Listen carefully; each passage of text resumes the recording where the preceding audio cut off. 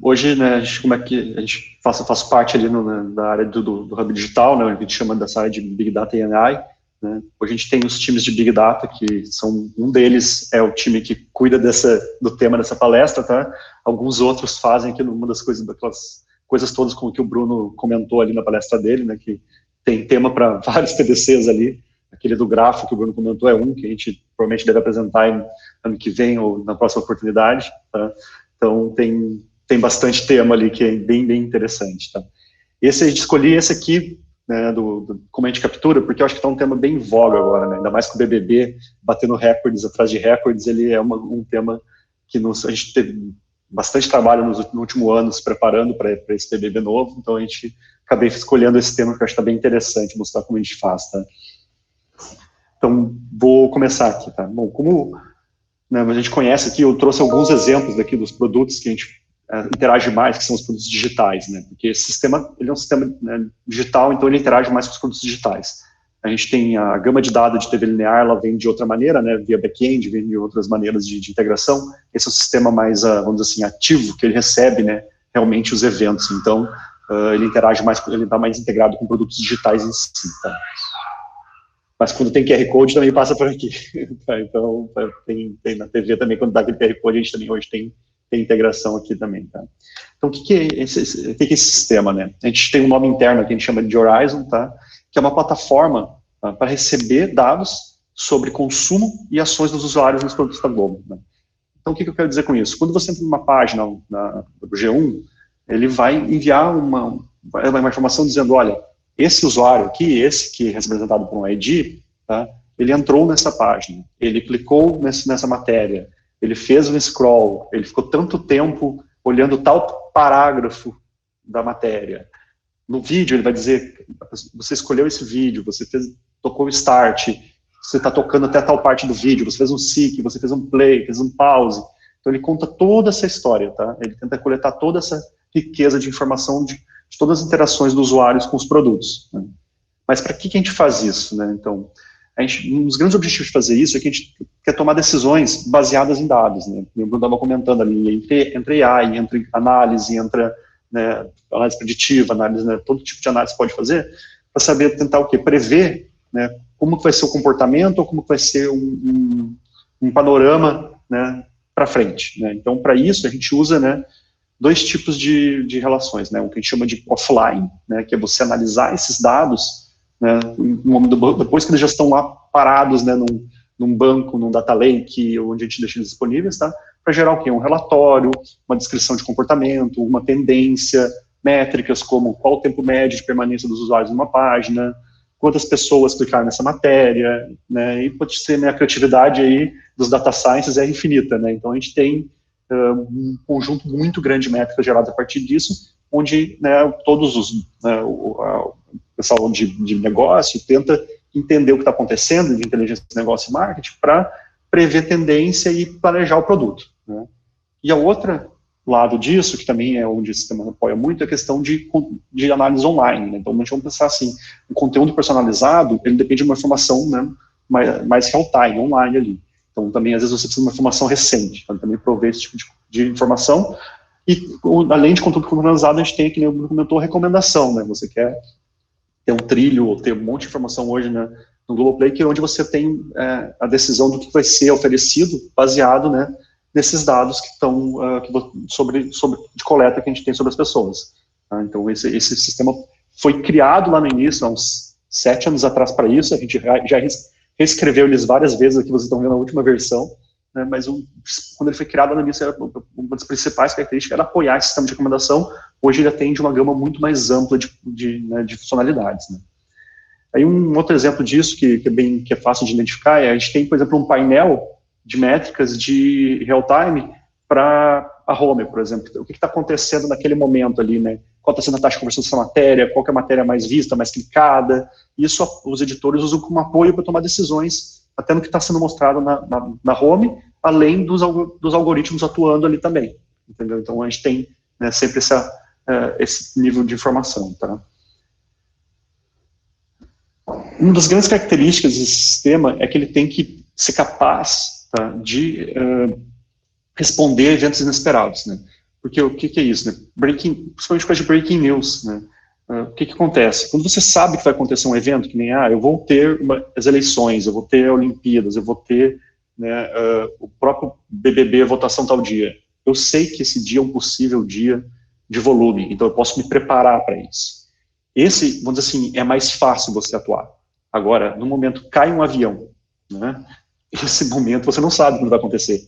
E ele é realmente um momento de pico muito grande, né? Então, esse sistema ele tem que ser capaz de fazer esse suporte, essa escala de uma maneira, né, com um custo efetivo, né, sem desperdiçar dinheiro, mantendo uma estrutura absurda em pé, e não impactar a entrega de conteúdo, né, porque tem esse outro lado também. Eu não posso tomar todo o recurso que a gente tem disponível de computação e parar de entregar conteúdo, né, para fazer coleta de métrica. Então, ele tem esse viés, né, como é que a gente faz isso, né.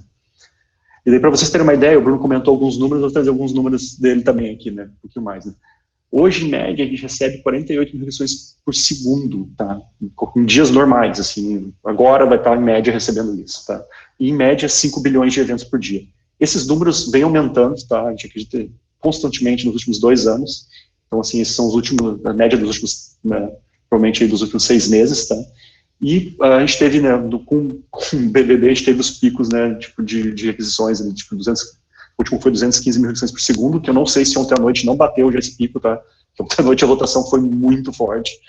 E um nível de 12 bilhões de eventos por um dia, né, de pico também, tá? Então, que já são números bem expressivos, né?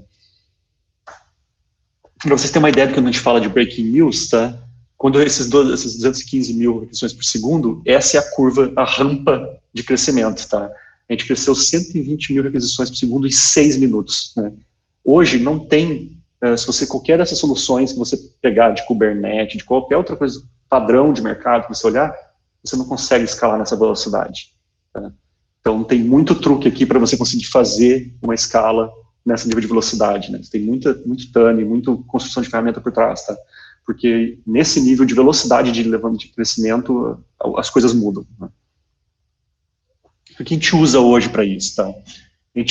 Hoje a gente tem uma mistura de Tsuru, que é um PaaS nosso, né, interno da Globo, tá? A gente usa o próprio Kubernetes em cloud pública, mais de uma, tá? E usa inclusive Bare Metal também, máquina física com um pequeno mini Kubernetes que, né, que a gente desenvolveu só para essa aplicação, para gerenciar ela em um conjunto de máquinas, tá?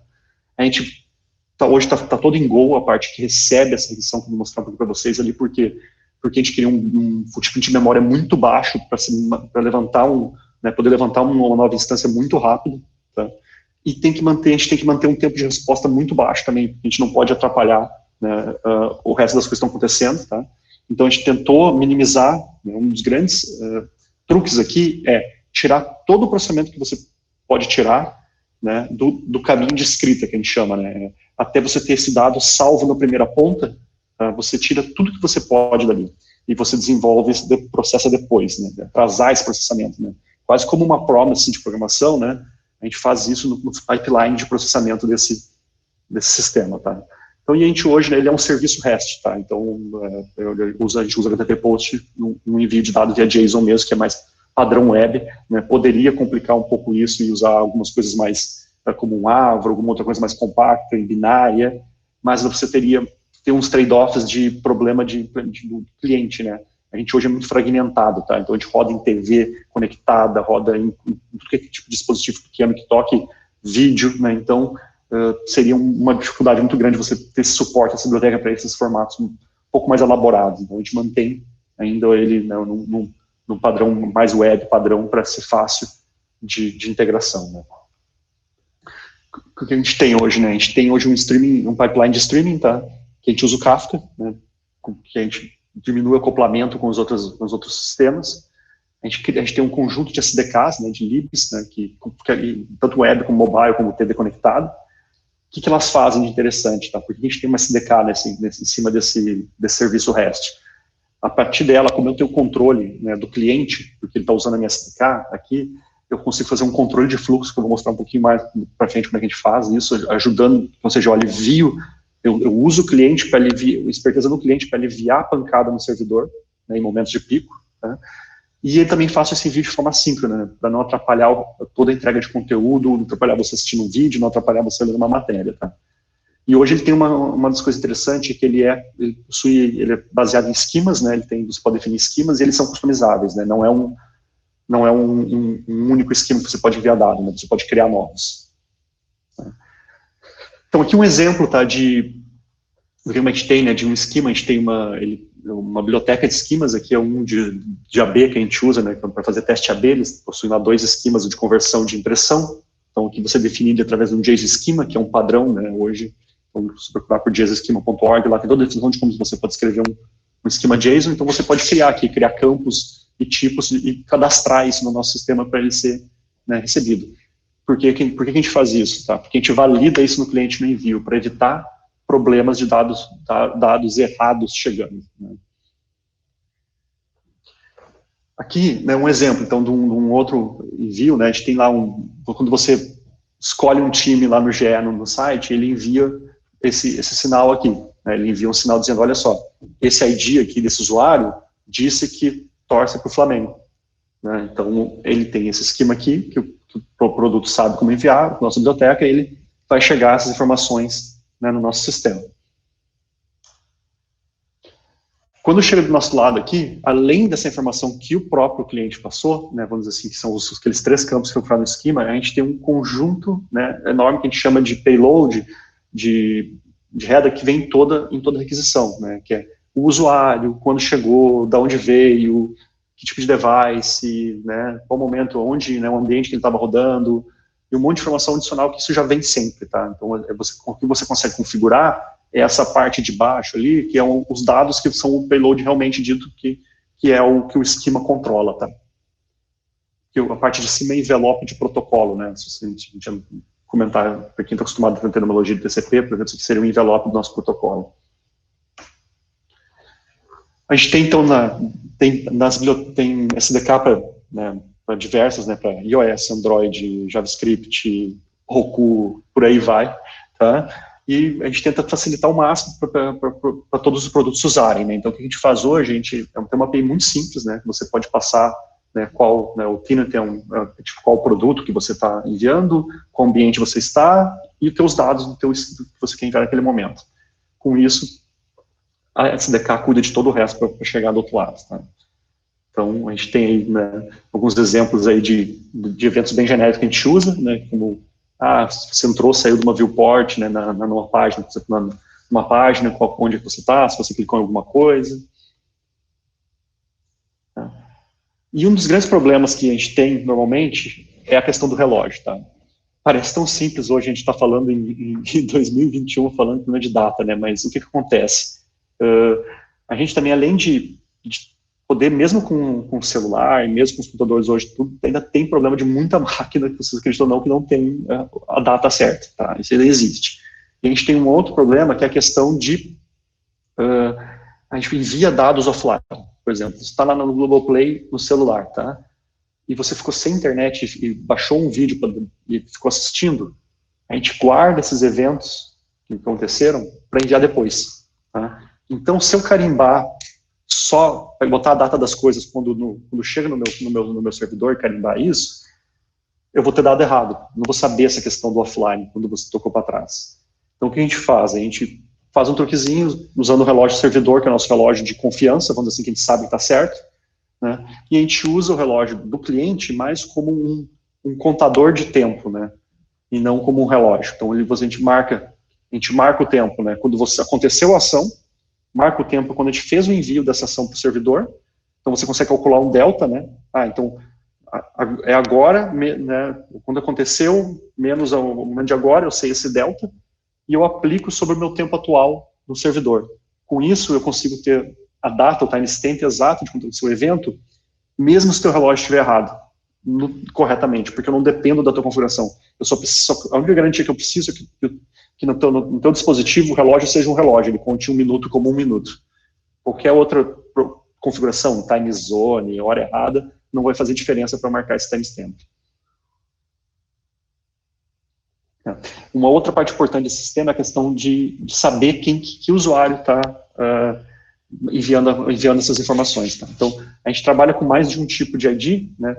A gente trabalha com um token de autorização que a gente tem interno nosso aqui, trabalha com uma identificação via JWT, e também quando você não está logado, também quando a gente trabalha com ID criptografado, né, de anônimo, para fazer esse controle, tá? Para você ter uma ideia, quando eu falo da API REST, o que é isso? A gente tem, né, a gente guarda nesse primeiro momento, que a gente chama, né, que é a primeira entrada, o post inteiro, ROG HTTP, tá? A gente bota ele em base 64, por questões de performance, também na hora do envio, tá? Mas ele é guardado ele inteiro, o post inteiro, tá? Então, e esse seria um exemplo de um JSON esquema, né, de um evento desse que eu comentei ali, baseado no esquema, tá? Então, ele vai lá, ele envia mais de um, né, evento, ele acumula e envia. A gente tem algumas regrinhas para isso, tá? Que são, por exemplo, como eu comentei ali, né, que a gente faz controle de fluxo no cliente, a gente tem, então, por padrão, a gente envia o primeiro evento, tá, que aconteceu, a gente já envia, e começa a segurar acumulado. Normalmente, a gente envia a cada 10 segundos. Aí eu posso controlar esse tempo por um parâmetro, né? Então, assim, a cada request eu posso configurar esse parâmetro. Então, quando eu estou em carga, né, alta, e você envia um evento dizendo, passou 10 segundos e você enviou, olha só, toma esses eventos aqui, eu digo, opa, olha só, meu sistema está com muita carga. Aumenta esses teus 10 segundos aí para 12.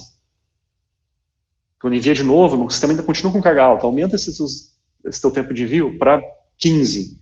E assim eu vou aumentando até 20. Hoje, às vezes, tem casos que a gente chega a 30 segundos de delay, que a gente guarda esse dado. Por quê? Com isso, eu consigo chegar até numa redução de 30% da carga, né, do envio no momento de pico, porque eu consigo espalhar no tempo melhor, né, randomicamente, em todos os clientes acontecendo, o envio desses dados. Porque a grande dificuldade sempre que lembra, é a notícia. Então, quantos milhões de requests, né, centenas de milhões de requests eu estou recebendo naquele segundo. Esse é o problema. Se eu espalho isso em 1 minuto, já diminui muito o meu problema. Então, essa configuração ela faz muita diferença no momento de pico. Hoje, isso aqui é um pouquinho nossa arquitetura alto nível, tá? O que a gente tem? A gente usa um sistema da AWS que chama Route 53, tá? O que ele faz? Ele consegue fazer um balanceamento de carga por domínio nele, tá? Então, a gente tem, né, como eu comentei, né, 3 níveis hoje, que a gente tem um data center, no data center a gente tem uma estrutura em bare metal e uma estrutura que roda no Tsuru, né, que é um PaaS, um Go. Né? A gente tem uma estrutura que roda na AWS São Paulo, tá? Que aqui a gente não como ela está aqui em São Paulo, tem uma latência mais baixa, com fibra direta no nosso data center, a gente consegue usar o nosso Kafka interno. Então, ela é uma estrutura reduzida, é só o load balance, né, nosso front-end, e essa mesma estrutura Go Pass para receber, tá? E tem uma estrutura também que a gente pode levantar, dependendo do momento de pico, na AWS lá nos Estados Unidos, tá? Nessa a gente levanta o quê? Aquele MSK, que é um Kafka gerenciado, também para fazer as vezes desse Kafka FE, porque como a latência é muito grande, fica complicado fazer essa ponte direta que nem na AWS São Paulo. Então a gente mantém lá e depois a gente propaga. Mas por que eu consigo fazer isso? Porque a gente dividiu em camadas, tá? Então a gente tem uma camada que é o que eu chamo de FE, tá? De front-end, que é um cara que hoje normalmente é um Nginx, tá? Aqui interno. Na AWS a gente usa um serviço deles de load balance para isso, que é o cara que processa o HTTP, tá? E esse cara, ele joga por o nosso Go, que faz o nosso processamento, e persiste isso no primeiro Kafka, que a gente chama de Kafka FE também. No momento que chegou nesse Kafka, tá? A gente está salvo, que eu não perco mais. Tá? Então, o grande desafio é ser extremamente rápido, né? Lembra como eu comentei lá atrás, fazer o mínimo de coisa possível, ser extremamente rápido para colocar nesse primeiro Kafka. Tá? E aqui eu coloco o dado raw, como eu comentei ali, tá? Todo request, mesmo assim, todo request HTTP, eu faço o dump aqui. Eu tento evitar, eu faço algumas checagens, validações mínimas que eu preciso e deposito lá. Por quê? Porque a partir daqui eu saio do problema de ter 1 milhão de aquisição por segundo lá batendo, para um problema onde eu posso resolver em alguns segundos, tranquilamente, no meu pace, que estaria confortável. Tá? Então, meu próximo serviço ali, a gente tem um Go também roda hoje, está rodando só aqui, porque daí você já está na camada interna, que eu tenho controle, só no nosso Go Tsuru, que ele faz o que? Ele processa esses tópicos Kafkas, esses pipelines de strings, né, pega esse dado raw e começa a colocar num outro Kafka esse dado já processado, no formato de evento certinho para ser, então, persistido num Hadoop e depois levado para um BigQuery, levado para outras estruturas que a gente tem. Tá? Então, esse fluxo, né, ou até tem muitos consumidores que usam direto nesse segundo Kafka também, que são, por exemplo, recomendação, aquele painel de métricas, tá? Então, assim, a gente se isolou, né, o primeiro Kafka, que é o Kafka que recebe a pancada, do segundo Kafka, onde a gente tem dois, e criou essa camada no meio, onde a gente faz um processamento em streaming, tá, para gerar esses dados. Então, o que acontece? Quando eu estou processando em todas essas frentes, né, eu tenho um outro, né, job desses aqui em Go, que lê desse MSK e do bare metal, né, dos dois Kafkas, e joga nesse último Kafka BE. Então, para a gente é indiferente em qual Kafka que está chegando, né, nesse FE. Eu posso adicionar agora, eu quero colocar para rodar na Microsoft, no Google. É mais uma pilha que eu coloco aqui. Para todo mundo é transparente, né? Inclusive para o último Kafka, acaba tudo nesse Kafka BE, e daí segue o nosso fluxo interno para todo mundo, tá? Hoje, tá, Guilherme, posso te interromper rapidinho? A Caroline fez uma pergunta que acho que é legal você não perder o fio da meada depois. Ela perguntou assim: quanto mais segundos demora, mais informações chegam juntas e, portanto, mais chances de sobrecarga, certo? Certo, é isso mesmo. Que é aqueles momentos de pico, né? Então, quando você está todo mundo acessando, todo mundo está vendo a transformação, né? É onde é o grande problema. Então, eu tenho lá 200 mil requisições por segundo, né? Em cada uma dessas requisições vindo lá 1, 2, 3, até uns 10, 15 eventos dentro dela, né? E eu tenho que garantir que eu não perca nada disso. Um momento de estresse absurdo. Se todos esses sistemas aqui meu começarem a bater, né, pico, né, neles e não estão aguentando, vamos dizer assim, esse sistema ele é preparado para, né, descartar. Ele dá preferência de descartar do que cair, vamos dizer assim, porque como é um volume muito grande. A gente controla isso. Hoje a gente não vejo mais descarte, né, porque como a gente está subdimensionado, ele cresce muito rápido. Então esse problema hoje está mais controlado, mas ele pela característica do dado que a gente pode perder, se for o caso, que é um dado, vamos dizer assim, não é um dado transacional, de informação que eu não posso perder, eu consigo tomar essa decisão, em vez de degradar o sistema, descartar dado. Mas assim, é o último recurso sempre, né? E o truque hoje é que essa decisão de quanto vai para cada sistema desse e quanto cada um aumenta, a gente tem hoje o que a gente tem construído. A gente tem uma API, então a gente opera meio manualmente ainda, com pouca inteligência, né, automática, e agora um dos grandes desafios que a gente tem agora nesse ano é automatizar isso, né? A gente está fazendo um trabalho de botar uma inteligência aqui, um modelo de machine learning para fazer isso para nós, né? Porque a gente coleta um monte de métricas aqui, tá? De como é que está o CPU, como é que está a injeção, a gente coleta um monte de coisa de todos os sistemas e está botando agora inteligência, né, treinando inteligência para fazer esse balanceamento de carga automático para nós, né? Porque hoje a gente já está com a estrutura para poder fazer isso. Então agora, né, a gente tem que aprender, né, estamos só treinando, tentando entender como a gente treina um modelo para fazer essa automatização, tá? E uma coisa interessante também é que como é que você acompanha tudo isso, né? Porque complica, né? Você não tem mais um ponto único para olhar, né? Então uma coisa que a gente faz muito é ferramental de monitoramento, de acompanhamento. Então a gente tem um dashboard que agrega todas as informações de tudo que está acontecendo em todos eles. Essa aqui é a visão agregada. A gente tem por cada sistema e tem a visão agregada. Por exemplo, isso aqui é uma foto de um dia qualquer, onde estava baixo, que a gente mantém, né, cara, esse é um cara da ponta, provavelmente no momento de teste, está bem baixinho aqui, né, número de aquisições, né, e a gente tem daí, contrapartida, o cara que processa, tá, para jogar no segundo Kafka. Então, a gente controla os dois, né, a gente regula essas taxas, né, para ver o que está acontecendo. E a gente mede muito esse lag de ingestão, né, quanto é que está demorando para chegar em nós, né, sair lá do cliente, com o timestamp de entrada dele, até estar no meu último Kafka. A gente controla esse tempo para manter ele baixo, né? Então, a gente tem parâmetros ali, para manter ele abaixo de 1, 2 segundos, ali sempre, né? Então, esse é um dos grandes desafios, né? Daí, acho que eu estou meio on time, então também, como o Bruno já disse, assim, a gente também tem bastante vagas para trabalhar, inclusive, com esse sistema, tá? Aqui ali no Vem Pra Globo, ali, tem a descrição, a gente tem um monte de vagas na área de Big Data, tá? A gente está crescendo, nos últimos 3 anos a gente não para de crescer. Valeu, pessoal, até mais, bom evento para todos, tchau, tchau.